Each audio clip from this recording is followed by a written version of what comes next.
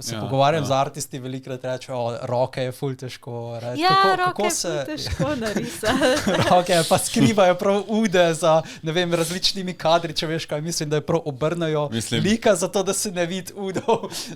Se res more biti, ker AI tudi ne more roke narisati. Ja, velikrat vidiš 6 prstov.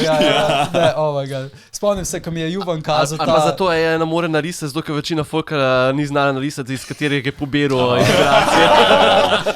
Ja, Juvan mi je kazal Midjourney, sprav te umetnine in velikrat sem imel 6-7 prstov. Vse je bilo tako zmešano. Eating spaghetti. Ker zmleto vse skupaj. Kako daleč misliš, da je AI od dejansko imitacije človeške sposobnosti? Ali smo že mogoče bližje? Si kaj se spustila v različne modele, ki danes obstajajo? Kaj ti misliš glede AI? Ja, prvo je ven prišel... Meni je kratko mal existential crisis povzročila. Mislim se, verjetno je velikim artistom, ampak po drugi strani pa zdaj, ne vem, sem kar nekaj časa razmišljala o tem, ampak se mi zdi, da je pač to je pač neka tehnologija. Zdaj so odprli ta Pandora's box, to se zdaj ne bo nazaj zaprlo več noter po mojem, in my opinion.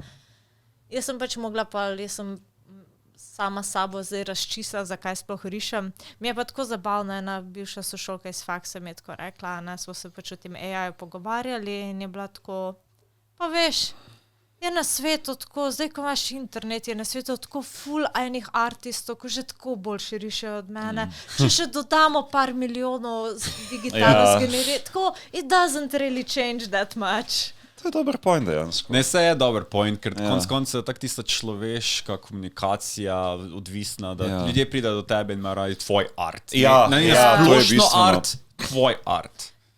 Mislim, jaz sem že tako nasplošno opazila, da tudi umetnost ni več to, kar je včasih bila. Zdaj pač imaš internet, je že tako bilo saturated in umetniki so po eni strani postali že neke vrste factory workers, vsaj v teh večjih industrijah.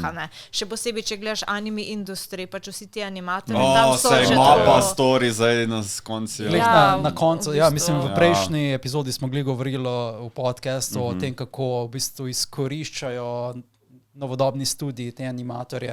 Pravzaprav Mapa je pač en tak dober primer, kjer so imeli pač zelo konkretne roke, recimo, in oni so mogli dobesedno živeti v ker pa se ne več ceni teh ljudi, ki delajo exactly. art in to je tisto.